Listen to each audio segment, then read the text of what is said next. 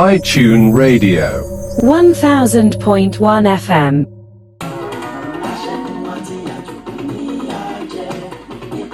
Àláwa wo la ṣẹ́gun? Àwa wo la borí ogun?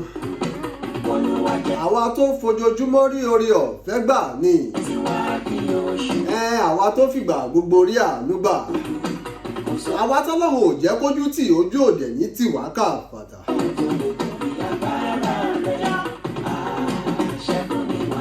Àwa tọ́lọ́run mú borí ogun tá a rí the last Saturday of the month of December 2023. Àwa gọ́gọ́ ni aṣẹ́gun. Lórí wáyà yẹn pẹ̀lú orí Bàmí Yínká ọmọ Ayéfẹ́lẹ́ Joel ni mo fi ń kí wa káàbọ̀ sórí ìkànnì yìí hi-tunezradio 1000.1 FM tó mì ìgboro títí.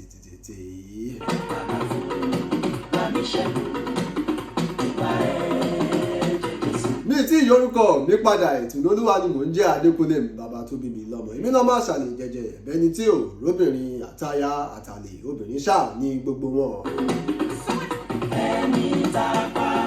Èmi lọmọ ojúrò ń gbé ọ̀gẹ̀dẹ̀ pagbo májò ọmọ ọ̀sẹ̀ bọ́rà ìlú màfọ̀n bó bá kì mí títí kìmí délé ìyá mi. Èmi lọmọ abẹ́rẹ́ mẹ́ta ìṣàgá ìkọ́kọ́ ìkọ́tẹ̀ ìkọ́ tó kù lọ́ fi rán gbaṣọ káàkiri gbogbo àgbáńlá ayé rẹ̀. Ẹ̀ṣẹ̀ síbẹ̀ ó wà òjọba àwájú aṣẹ́gun lọ àwájú aṣẹ́gun. Mo ní ẹkú lẹ́là ń kára lé ẹ káàbọ̀ là ń kérò ọ̀nà báwo ni pọ̀pọ̀ ṣùṣù ọdún kérésì lọ́dọ̀ tiyín.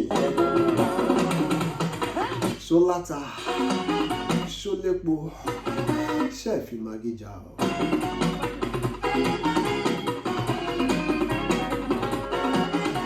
Ṣé ẹ gbàgbé pé ní ìjẹjọ mò ń sọ̀rọ̀ lórí pé a fẹ́ fi ẹ̀mí ìmoore wọ̀n sí àwọn méjì kan tá a pè ní the most active fans of 2023.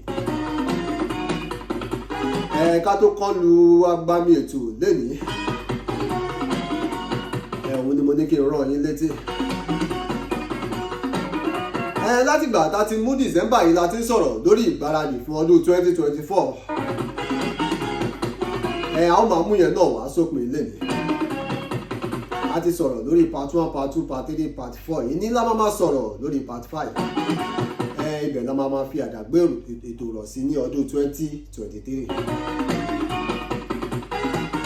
Àmọ́ nǹkan kan ṣoṣo ni màá máa sọ fún wa lénìí. Nǹkan kan ṣoṣo ni màá sọ fún wa lénìí. Nǹkan òun ni pé in 2024 know when to close your account. Givers never lack lóòótọ́. Àmọ́ receiver just know how to receive ni. Receiver mi ò mọ bó ṣe ń give back. Nígbà tí wọ́n giver tó bá wá ń give tó ń give tápò giver bá gbẹ. So when you are giving, give with your sense. Know when to give and know when to stop giving. Mi ò ṣe pé yàn ńlá wọn.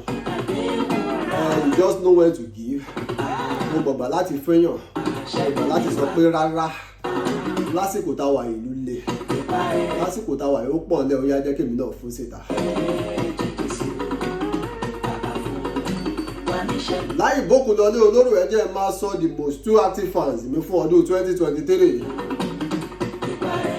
Obìnrin làwọn méjèèjì adúmáadán náà ni wọ́n. Ẹni ìkíní tí wọ́n máa dárúkọ ni ìyáàfin Christiana, my sister from another mother. Sister mi tó ṣàprápra. Thank you for your comments every Saturday. Comment wọ́n máa ń jẹ́ kí n mọ̀ pé wọ́n wò ètò yẹn láti bẹ̀rẹ̀ títí dópin. Because she will talk in particular what we discuss on that day. So a máa dín ẹ̀mú yín láti fẹ̀mí ìmoore wọ̀n. Ẹni kejì tí máa dárúkọ obìnrin làwọn náà àǹtí mi làwọn náà. Ìyáàfin Arẹwàdé Empire, ìyá ńlájẹ gbogbo UAE. O fẹ́ ra góòlù ni, o fẹ́ ra àbáyà ni. Àbáyà wá yàtọ̀ sí àgbàyà o. Àbáyà gbogbo làwọn ń tà. I want to really appreciate you also for your comments every now and then. àwọn náà máa ń kọ́mẹ̀ntì lórí nǹkan tá a bá sọ gangan ni. a ó máa dí ẹ̀mọ̀ yìí náà láti fẹ̀mí ìmọ̀re wọn. ẹ bá wa gbà bẹ́ẹ̀ bá wa lò bẹ́ẹ̀. ìfẹ́ tá a jọ wá ní síra wa kò ní ṣá o. ìfẹ́ yẹn náà ní kẹ́ jẹ́ ká máa lò lọ́ní ọdún 2024.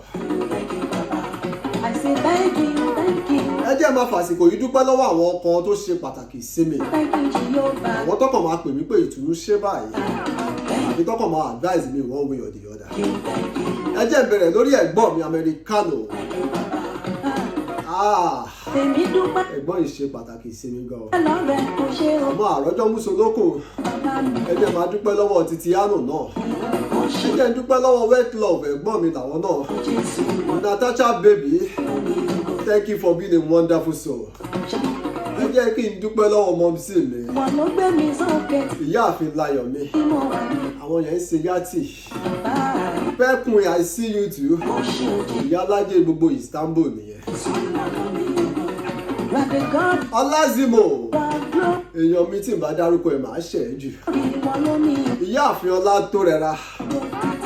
ọmọ Dásọ́lá mi I see you. Thank you. Gbogbo èyí tí n bá rántí dárúkọ gbogbo yín lẹ ṣe o.